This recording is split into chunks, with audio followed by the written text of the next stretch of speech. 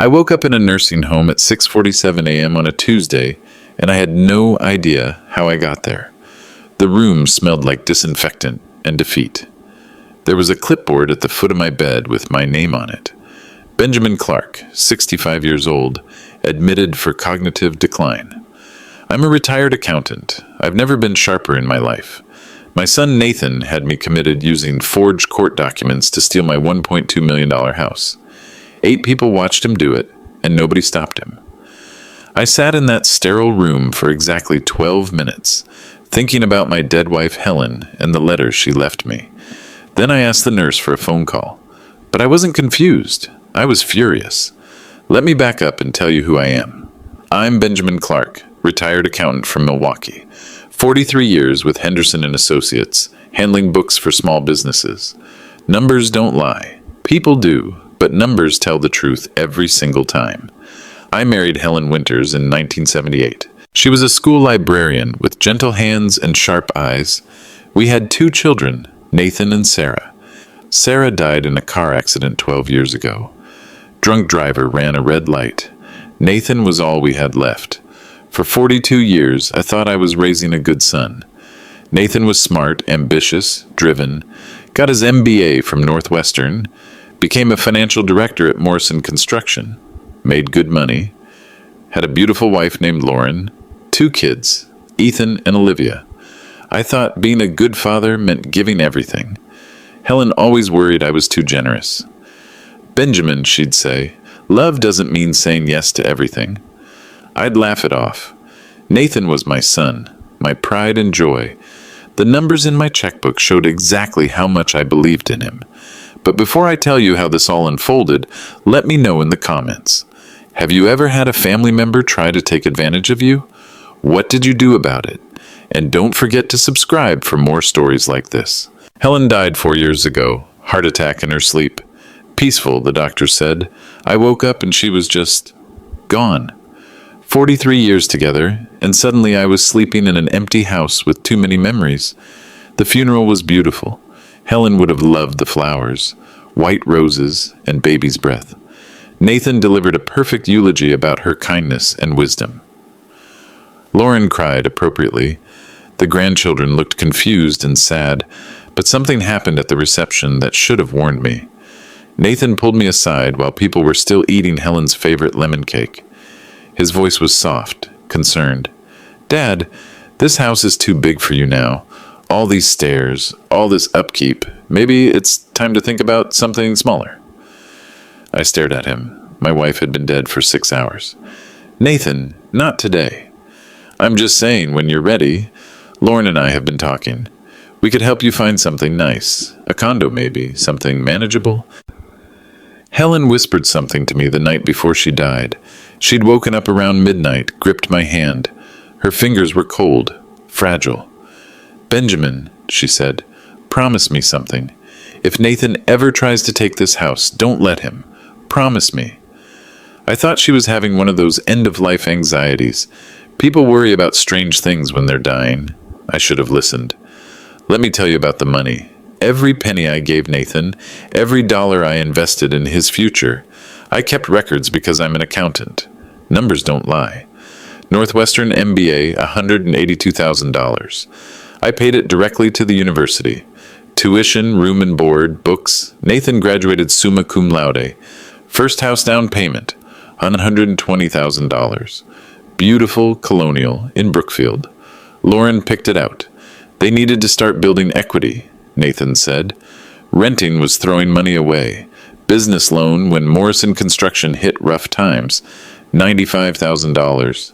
Dad, this is just temporary, 6 months, maybe a year. I'll pay you back with interest. That was 3 years ago. I never asked for the money back. Every dollar was documented. I'm an accountant. I kept the receipts, the bank transfers, the loan agreements Nathan signed. All of it filed in my home office in manila folders, marked Nathan Financial Support. Helen used to joke that I documented our grocery shopping. Benjamin, you keep records like we're running a business, she'd say. We are running a business, I'd reply. The business of family. Nathan would smile when I said things like that. Thanks, Dad. I'll pay you back someday. Big hug, big smile, big promises. Lauren would nod appreciatively. Benjamin, you're so generous. Nathan's so lucky to have you. I thought generosity meant love.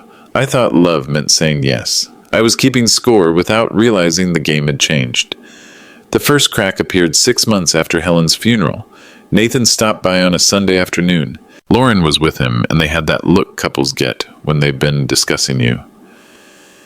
Hey, Dad. Nathan's hug felt different, perfunctory. Hello, Benjamin. Lauren's smile was tight. We sat in the living room where Helen and I used to watch the evening news. The silence stretched like taffy. Dad, we've been thinking. This house is a lot of work for someone your age. Someone your age, not someone who just lost his wife. Someone your age. I manage fine. Lauren jumped in. Of course you do, but Benjamin, you're hoarding that big house while we're cramped in a 3-bedroom. The kids are getting older. They need space. Hoarding. My home of 30 years was hoarding. Nathan leaned forward. Dad, you're 65. How much longer can you realistically live here alone? That's when the language started changing. He stopped calling me Dad in casual conversation. Started getting old-timer when he thought I couldn't hear. Started talking about me like I wasn't in the room. Lauren would whisper things like, he's getting forgetful, when I'd ask them to repeat something. But I wasn't forgetful. I was heartbroken. There's a difference. That's when I remembered Helen's letter. She'd left me something before she died. A sealed envelope in our safety deposit box. I'd forgotten about it in my grief. Maybe it was time to see what Helen wanted to tell me. Helen's letter led me to Samuel Reed. Sam was my college roommate at Wisconsin, studied law while I studied accounting. We'd kept in touch over the years. Christmas cards, occasional phone calls, coffee when he was in town. Sam retired from Reed and Associates 2 years before Helen died. Estate planning, trusts, elder law. The kind of legal work that protects people from their own families. I called him the Monday after Nathan's hoarding comment. Ben, how are you holding up? I need to talk, Sam, about Helen's letter. 20 minutes later, I was sitting in his study. Dark wood, leather chairs, walls lined with law books. Sam poured coffee from a silver pot Helen had always admired. She came to see me 2 years ago, Sam said, about a month before she died. My hands went cold. What did she say? She was worried about Nathan, said she'd been watching him, listening to how he talked about money, about your house. She wanted to protect you. I thought about Nathan's MBA debt, the house down payment, the business loan, all that money freely given. What kind of protection? Sam opened a file cabinet, pulled out a thick folder. She asked me to prepare some documents, just in case. I've seen this before, Ben. Seen what? Adult children who view their parents as retirement plans, who mistake generosity for weakness. Helen was smart to plan ahead. He slid the folder across his desk. She set up something called an irrevocable trust. Sam opened the folder and pulled out a thick document. 66 pages of legal text bound in blue covers. The Helen Clark Memorial Trust. An irrevocable trust is exactly what it sounds like, Sam explained. Once it's established, it cannot be changed. Not by you, not by Nathan, not by anyone. I read the first page. Helen had transferred ownership of our house, our savings accounts, even my pension into this trust 2 years ago. On paper, I owned nothing. But I still live in the house, I said. You have lifetime rights of occupancy. You can live there until you die. But if something happens, if you're declared incompetent, if you're abused, if anyone tries to steal from you, the trust protects everything. Nathan had no idea what was coming. Where does the money go when I die? Helen specified a scholarship fund for children who've lost parents. She said Nathan had enough already. My throat felt tight. Helen had seen something I'd been too blind to notice.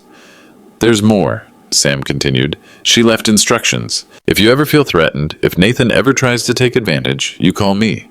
I activate the protection protocols. What kind of protocols? Sam smiled grimly. Legal ones. Helen was very thorough. I stared at the trust document. Helen's signature was on every page, witnessed and notarized. She'd done this while I was at work. Probably told me she was going to the grocery store. She knew, didn't she? Helen was the smartest woman I ever met. She definitely knew. I left Sam's office with my head spinning. Helen had built me a legal fortress, and I'd been living in it for 2 years without knowing. That afternoon, I drove to Best Buy. I told the young clerk I needed something to record meetings for work. He showed me a digital recording pen, looked like a regular ballpoint, but had a tiny microphone and 8 GB of storage. It records up to 96 hours of audio, he said. Just click the top like you're extending the ink cartridge. I never thought I'd spy on my own son. But driving home, I remembered the way Nathan had looked at my house. Not like he was visiting his childhood home, like he was appraising real estate. That night I sat in Helen's chair and practiced with the pen. Click to record, click to stop. The red light was barely visible unless you knew what to look for. My hands shook the first time I tested it. This felt like betrayal.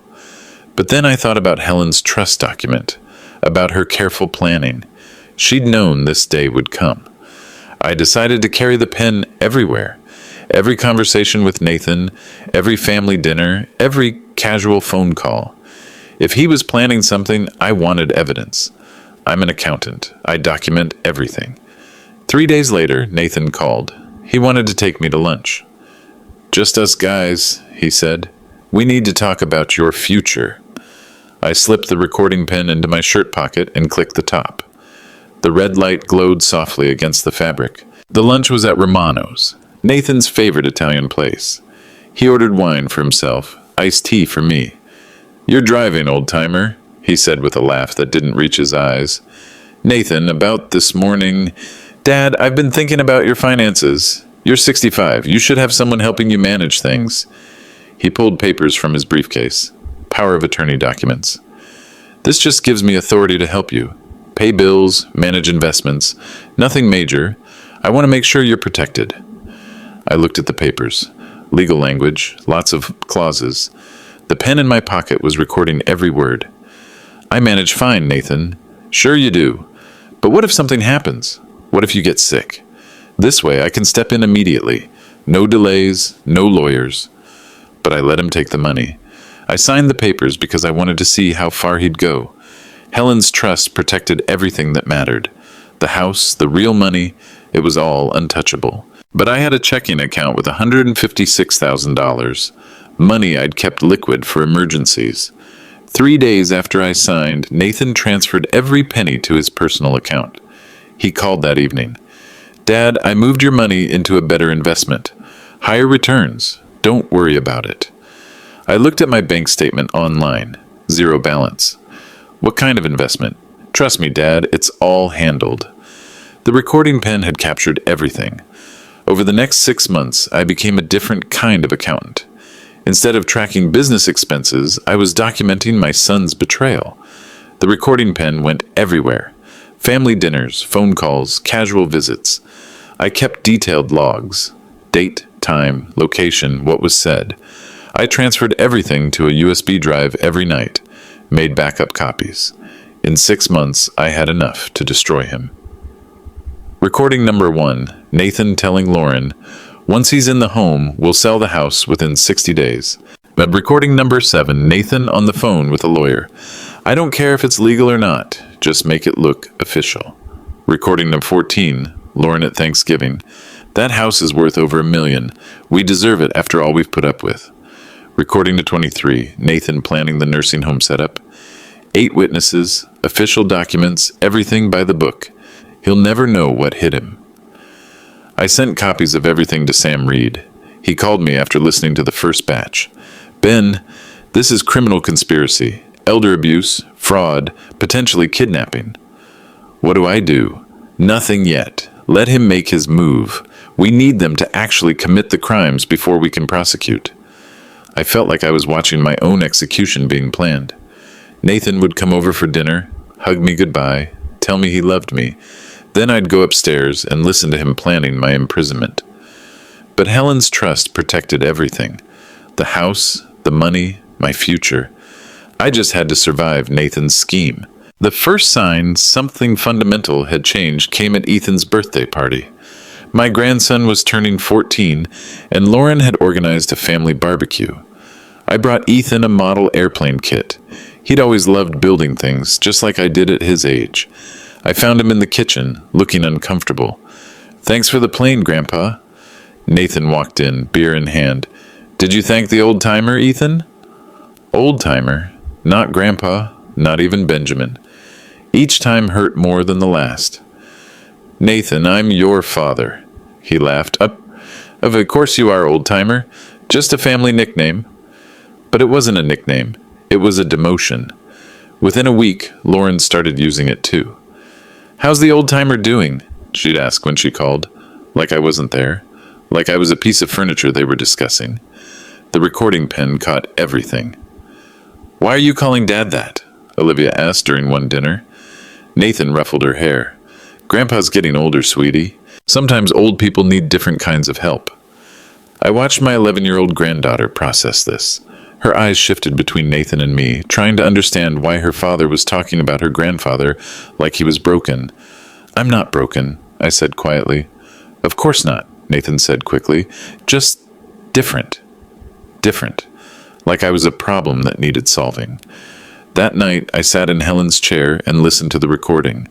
Nathan's voice was so casual, so dismissive, like I was already gone. The name-calling was just the beginning. Nathan started controlling when I could see Ethan and Olivia. "Sorry, Dad, the kids can't come over today. Too much homework." "Maybe next weekend, old-timer.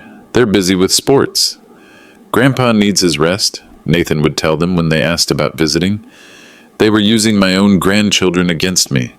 I'd call to invite them for our usual Saturday morning pancakes, something Helen and I had done for years. But Nathan always had an excuse. "Ethan has soccer practice." "Olivia's at a sleepover."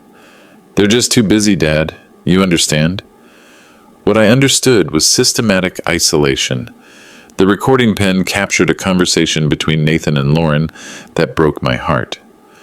"How long do we keep the kids away?" Lauren asked. "Until he's settled in the facility. They don't need to see him confused." But he's not confused. He will be by the time we're done.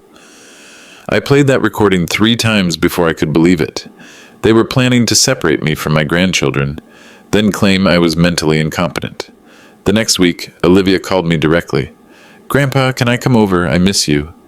"Of course, sweetheart." 20 minutes later, Nathan called. "Dad, I told you the kids can't visit right now." "Why not?"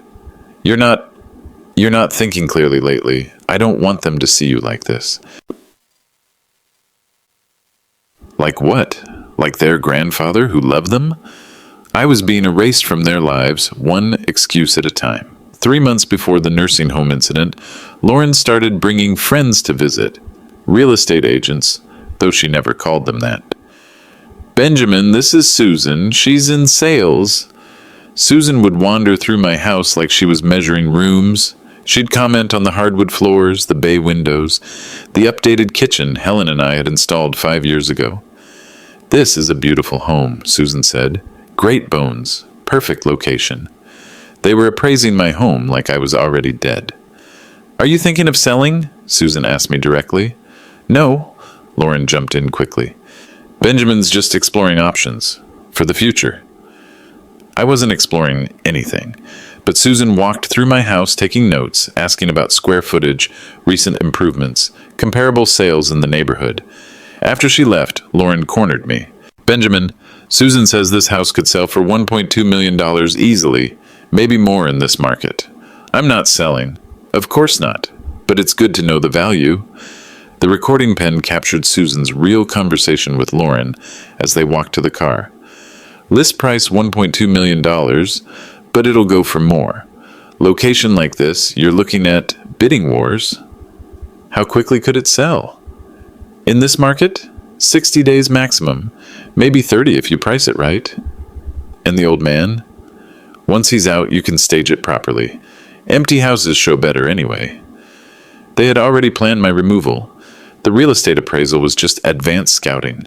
I sat in Helen's chair that night, looking around the living room where we'd raised our children, hosted Christmas mornings, celebrated anniversaries. They were turning my life into a real estate transaction. Nathan took my spare key on a Tuesday. He said it was for emergencies. Dad, what if something happens and we can't reach you? We need to be able to get in. I'd hidden a key under the fake rock by the front door for 30 years.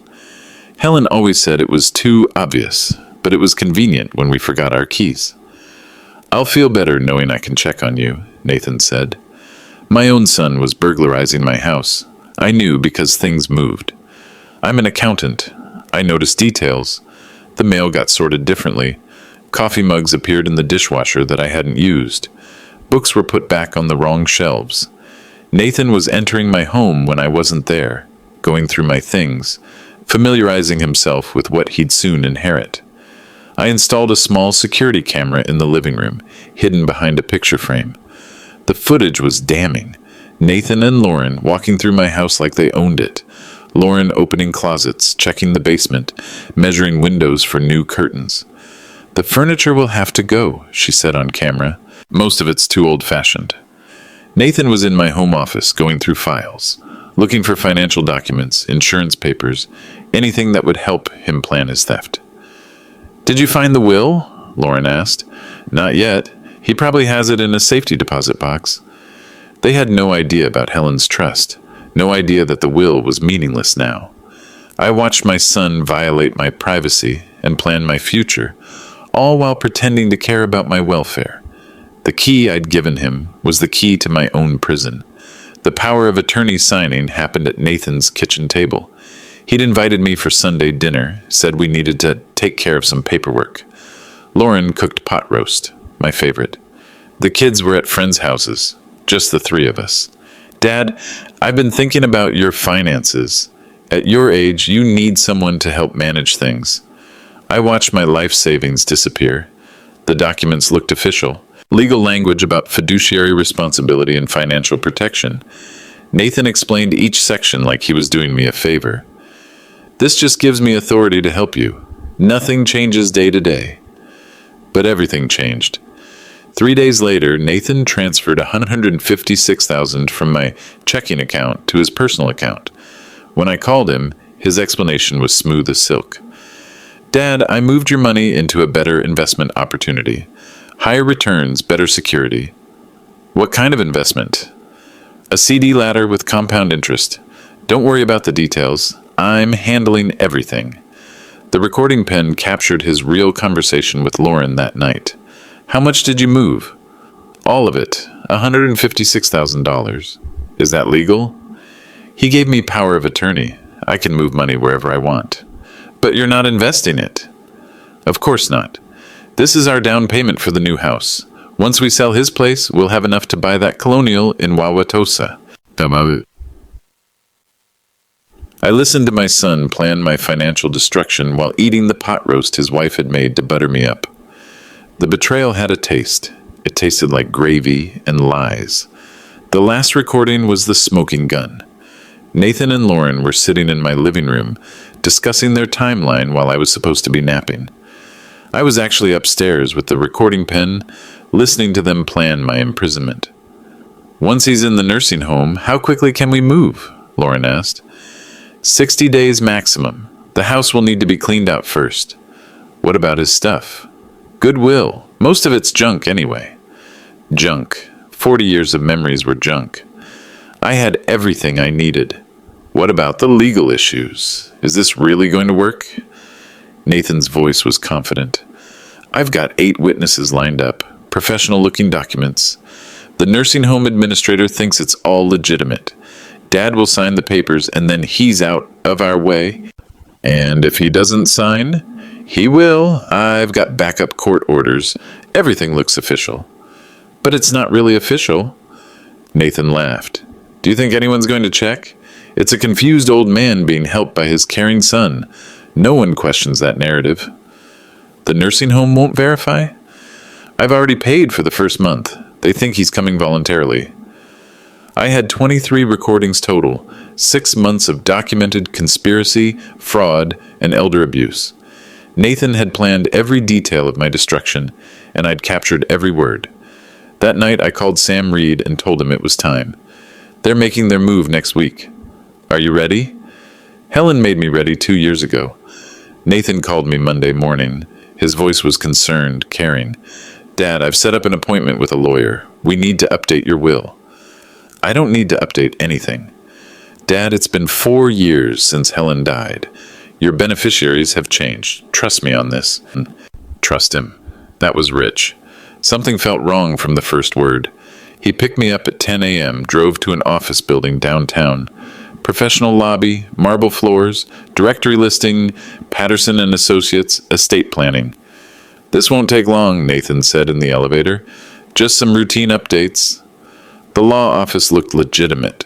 Mahogany conference table, legal books, framed diplomas on the walls. But something was off. The diplomas were too new. The books looked unread. 2 men in suits introduced themselves as attorneys. Professional handshakes, appropriate concern for my comfort. They offered coffee, asked about my health. Mr. Clark, we're here to discuss your care arrangements. Care arrangements, not will updates. What care? I'm fine. Nathan and Lauren exchanged glances. This was rehearsed.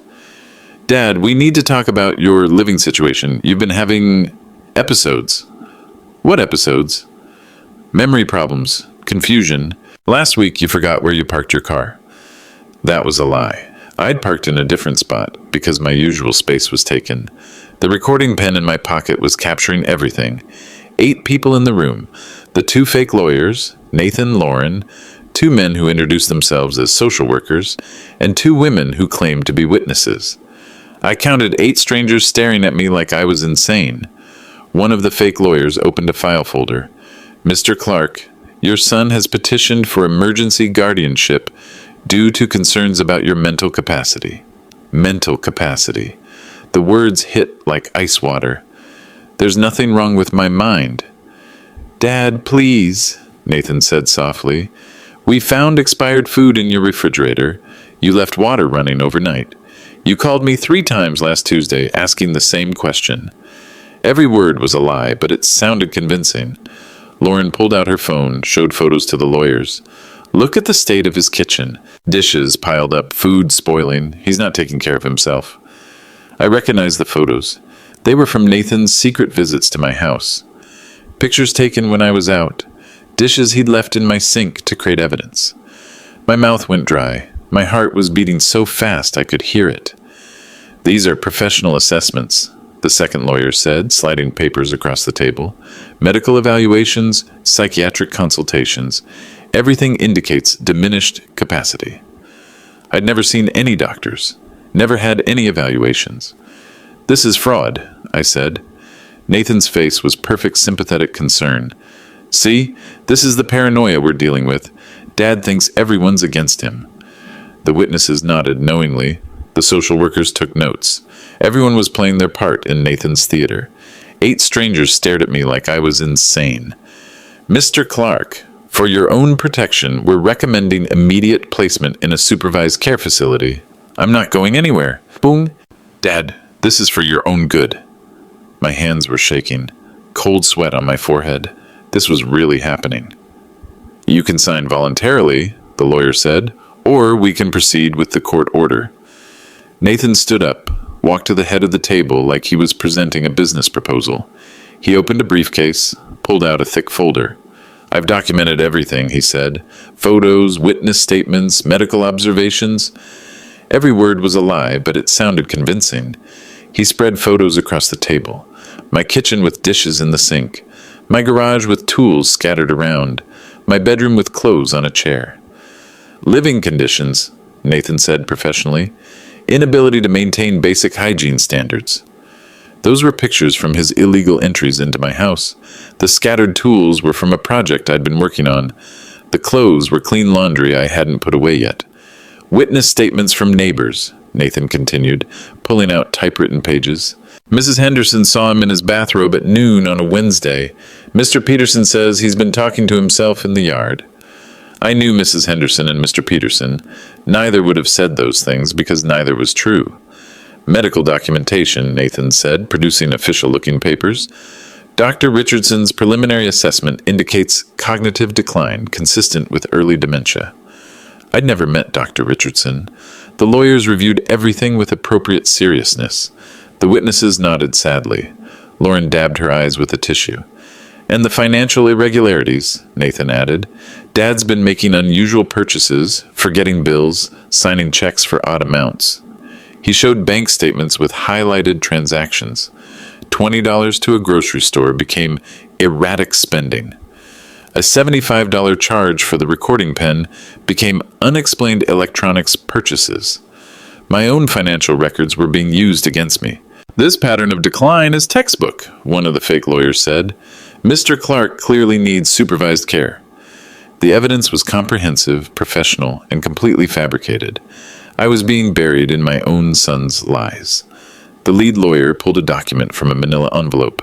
Official letterhead, court seal, judge's signature. Mr. Clark, we have an emergency court order for your immediate placement. He slid the paper across the table with ceremony. I'm an accountant. I noticed details. The letterhead font was wrong. Court documents used Times New Roman 12 point. This was Arial. The seal was slightly blurred, like it had been photocopied. The judge's signature looked traced. This is fake, I said. Nathan sighed heavily. Dad, you're not a lawyer. You can't determine what's legal. But I could determine what was sloppy. The document was dated 3 days in the future. The case number format was wrong. Guardianship was spelled guardianship in the third paragraph. I want to see the original filing. Dad, this is the original filing. No, this is a copy. I want to see what was filed with the court. The fake lawyers exchanged glances. Mr. Clark, we understand this is overwhelming. I looked around the table. 8 people watching me challenge obvious forgeries. But they weren't looking at me like I was crazy anymore. They were looking at me like I was dangerous. Nathan's mask slipped for just a moment. His caring expression flickered, and I saw something cold underneath. Mr. Clark, the lawyer said, you can sign these placement documents voluntarily, or we can proceed with involuntary commitment. I'm not signing anything. Nathan leaned forward. Dad, don't make this harder than it has to be. That's when my son showed his real face. No more pretend concern, no more fake sympathy. I've already arranged transportation to the facility. Your room is ready. The recording pen captured everything. I pushed the fake court order back across the table. I'm not signing anything, and I'm not going anywhere. Nathan's face went rigid. The caring son mask finally dropped. Then we'll do this the hard way. He nodded to the 2 men who'd introduced themselves as social workers. They moved closer to my chair. Mr. Clark, one of them said, you're coming with us one way or another. This is kidnapping. No, Nathan said coldly. This is protective custody. Dad, you're mentally incompetent. You can't make decisions for yourself anymore. The fake lawyers started gathering papers. The witnesses stood up, their job done. Lauren was scrolling through her phone, probably texting real estate agents. Dad, I know this is hard, but you'll be comfortable at Willowbrook Manor. Private room, good food, activities, you'll like it.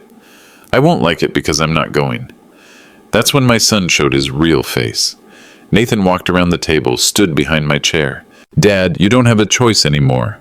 I'm your guardian now. I make the decisions. You're not my guardian. That court order is fake. Prove it. The challenge hung in the air. 8 people in business suits against one 65-year-old man.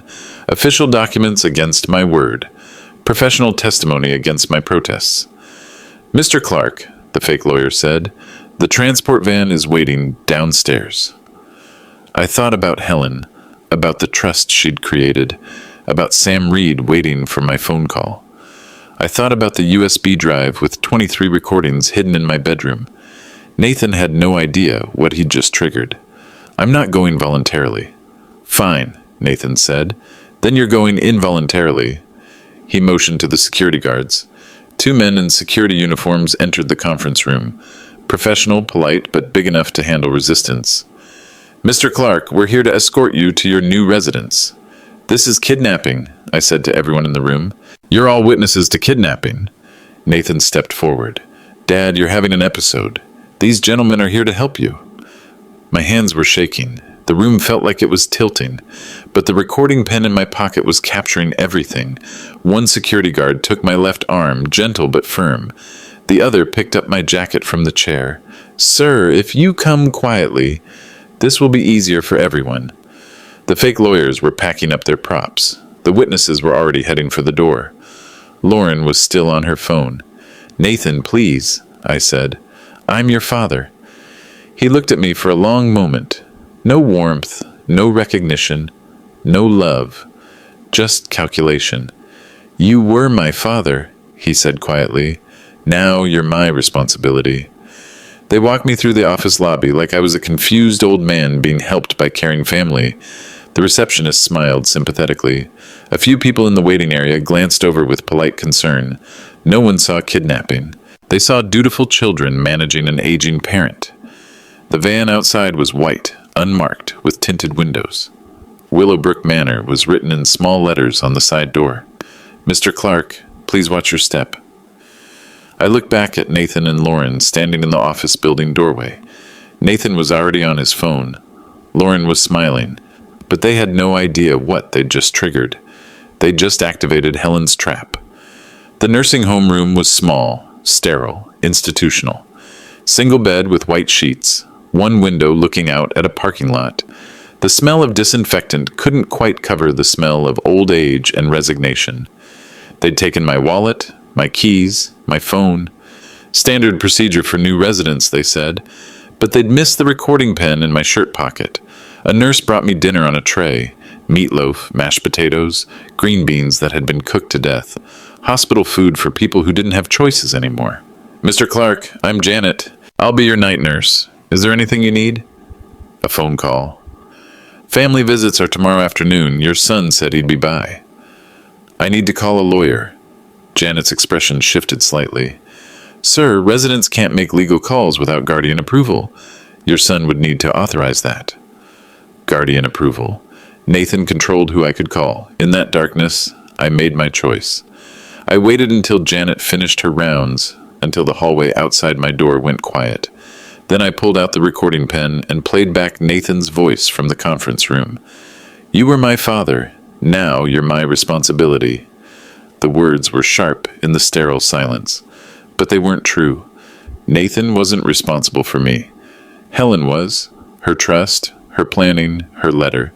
Everything was still waiting, still protected, still mine. I just needed to survive long enough to activate it. The next morning brought a different nurse. Younger, sharper eyes, the kind of person who asks questions. "I'm Rachel Morgan, day shift supervisor. How did you sleep, Mr. Clark?" "Fine. Can I use a phone?" "Let me check your file." She opened a tablet, scrolled through information. Her eyebrows drew together.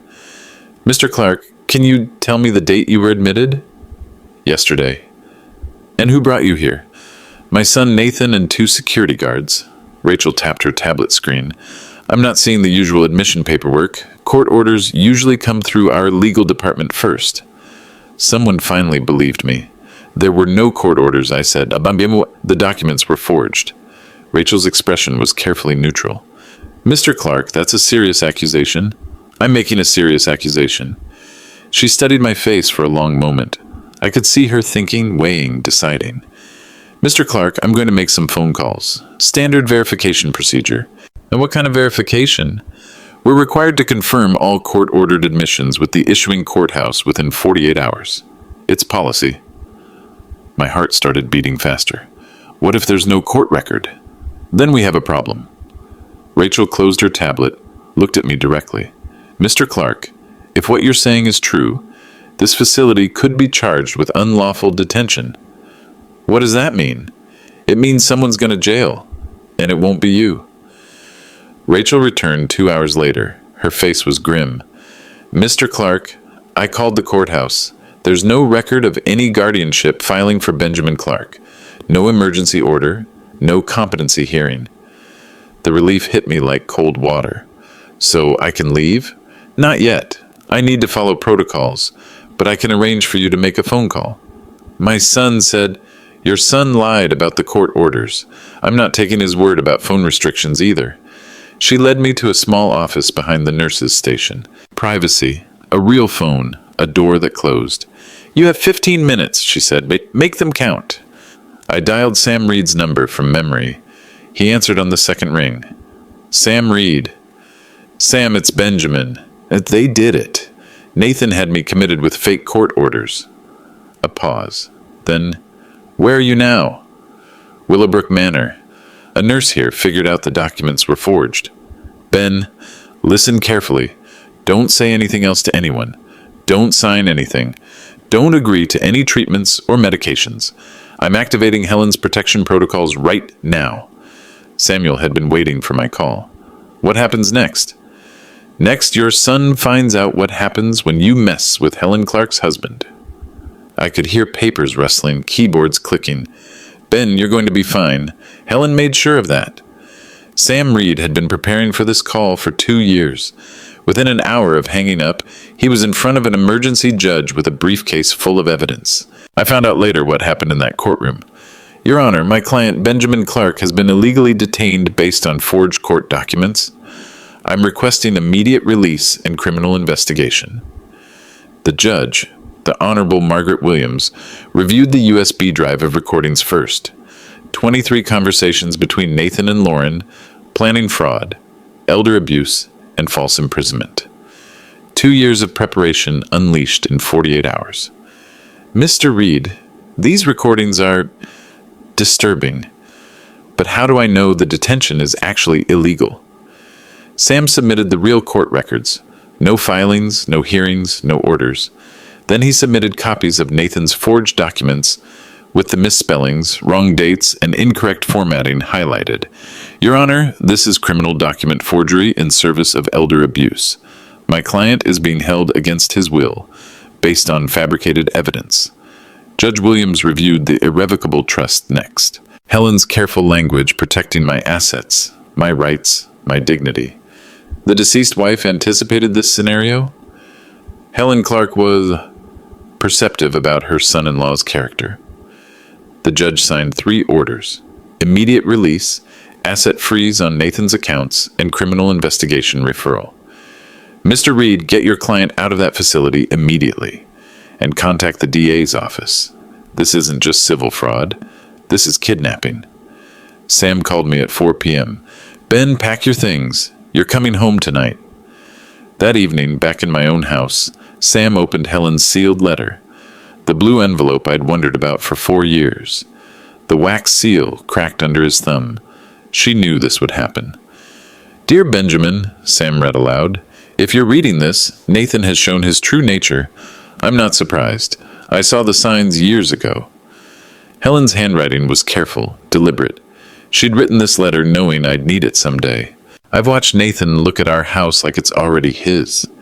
I've heard him ask questions about your pension, your insurance, your investments. He doesn't see a father anymore. He sees a retirement plan." The letter was 3 pages long. Helen had documented Nathan's behavior, his casual cruelty, his growing sense of entitlement. "Benjamin, you're too trusting. You see the best in people even when they don't deserve it. That's why I had to protect you." Sam's voice was gentle as he read Helen's final instructions. "If Nathan tries to take everything, don't let him. The trust protects the house, but only you can protect yourself. Be stronger than he thinks you are. Be smarter than he believes possible." The last paragraph broke my heart. "I wish I could be there to help you fight this battle, but everything you need is already in place. The trust, the documents, Samuel's friendship. You're not alone, even though I'm gone." And she signed it, "Forever Vigilant," just like the inscription in her wedding ring. Helen had built me a fortress and a weapon. Now I had to use both. Judge Williams didn't waste time. Friday morning brought a court clerk to Willowbrook Manor with official orders. Benjamin Clark is to be released immediately. All admission documents are declared fraudulent. The facility is directed to preserve all records for criminal investigation. The wheels of justice were turning. Rachel Morgan walked me to the lobby personally. "Mr. Clark, I'm sorry this happened here. We've already changed our verification procedures." "It's not your fault, Rachel. You're the one who saved me." "No, sir. You saved yourself. I just made the phone call." Sam was waiting outside in his Mercedes. Professional, calm, but I could see anger in his eyes. "How are you feeling, Ben?" "Like I've been kidnapped and released." "That's because you have been." The drive home was quiet. I looked at familiar streets, familiar landmarks. 12 days ago, I'd been a prisoner.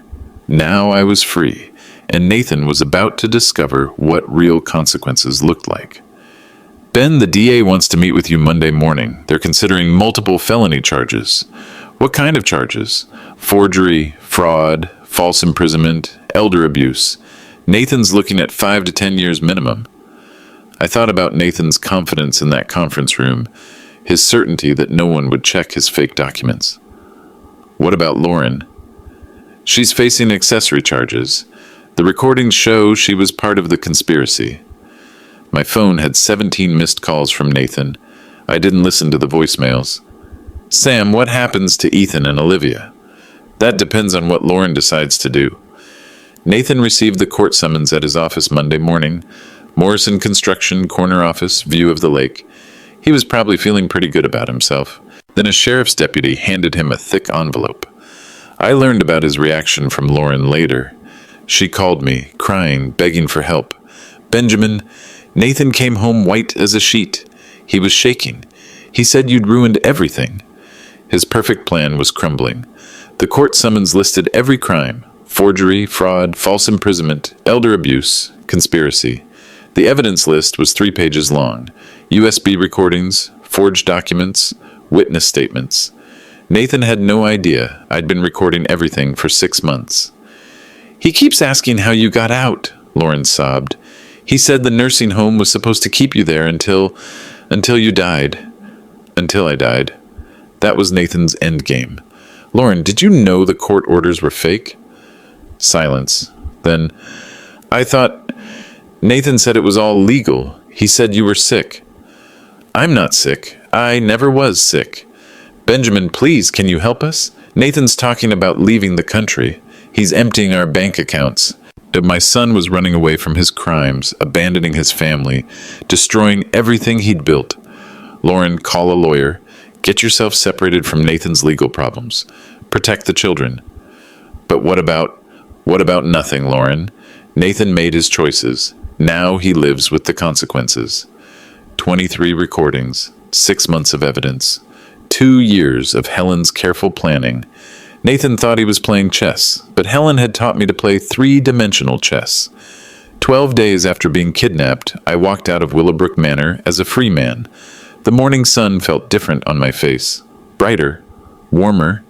Rachel Morgan was at the nurse's station when I signed out.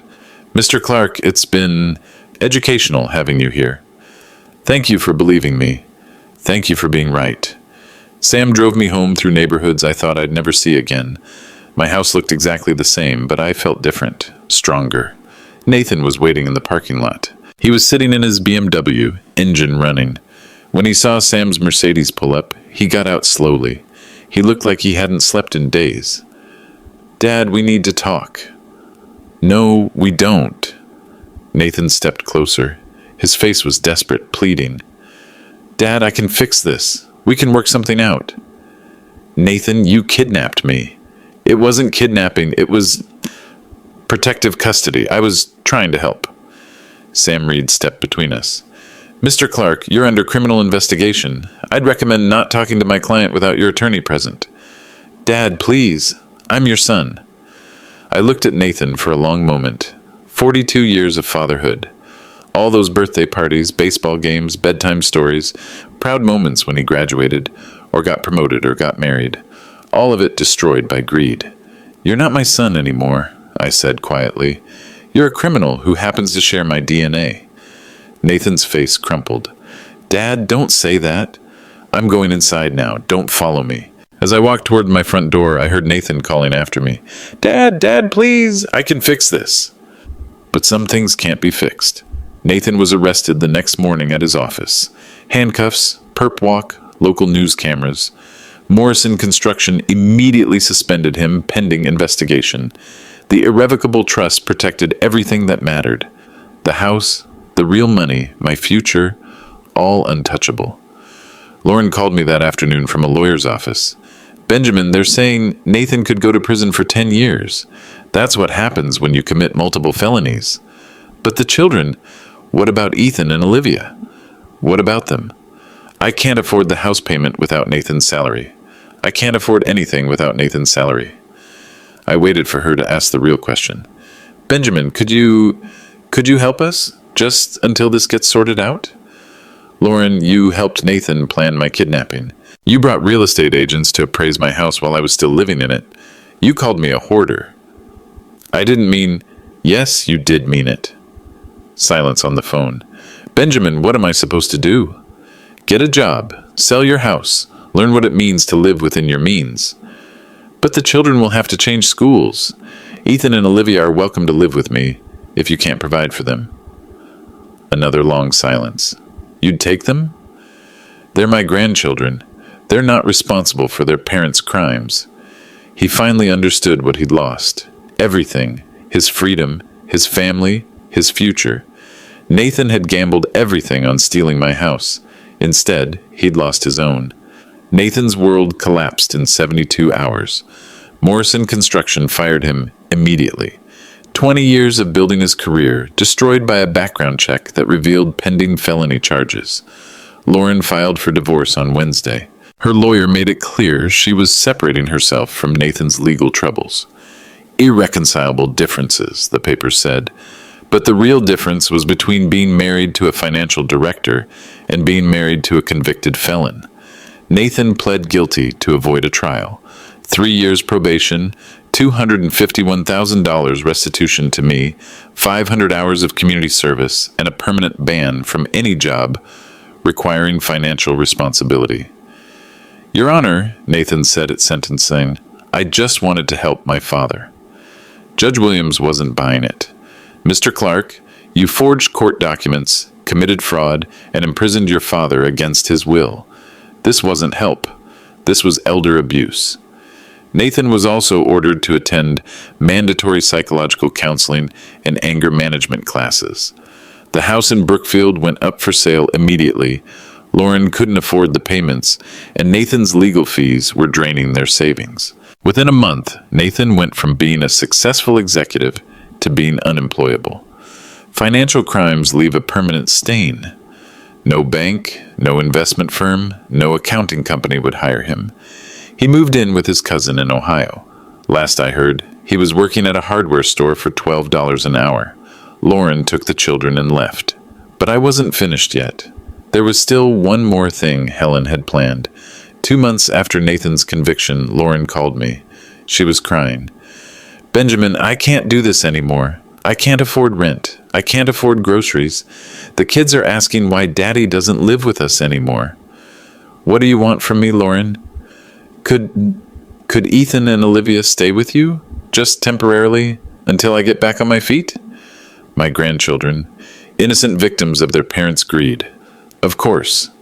The legal paperwork was straightforward. Emergency guardianship while Lauren dealt with her financial crisis. Sam Reed handled everything professionally. Ben, this is temporary? That depends on Lauren. Ethan and Olivia moved in the following weekend. Their belongings fit in the back of my Honda. Clothes, books, a few toys. Everything else had been sold to pay lawyers and rent. Grandpa, why did Dad try to steal your house? Olivia asked while unpacking. Your father made some very bad choices, sweetheart. Are we going to live here now? For as long as you need to. Ethan was 14, old enough to understand more of the truth. Grandpa, I heard Mom and Dad fighting. Dad said you ruined his life. No, Ethan. Your father ruined his own life. I just refused to let him ruin mine. But there was one more thing to do. One final piece of Helen's plan. 6 months later, I was sitting in my living room with Ethan and Olivia. They were doing homework at Helen's old desk while I cooked dinner. Grandpa, why didn't you fight back sooner? Ethan asked. I looked at Helen's wedding ring on my finger. The inscription was worn smooth from 43 years of marriage. Forever vigilant. Helen knew this day would come. Your grandmother taught me something, Ethan. She said, love doesn't mean being blind. It means being prepared. Do you still love Dad? Olivia asked quietly. I paused, thinking carefully. I loved the son I raised, but the man he became, that's someone I don't recognize. I opened the drawer where I kept Helen's final letter, the blue envelope, still creased from Sam's reading 6 months ago. Your grandmother knew this would happen. She protected us all, even from beyond. Ethan read the inscription on Helen's ring. Forever vigilant. What does that mean? It means paying attention. It means protecting the people you love. It means knowing that sometimes the biggest threats come from inside your own family. I looked around my living room, my house, my grandchildren, my peace. I never wanted to use that letter, but Helen taught me something important. Benjamin, love doesn't mean accepting abuse. It means knowing when to say no. And I finally said no.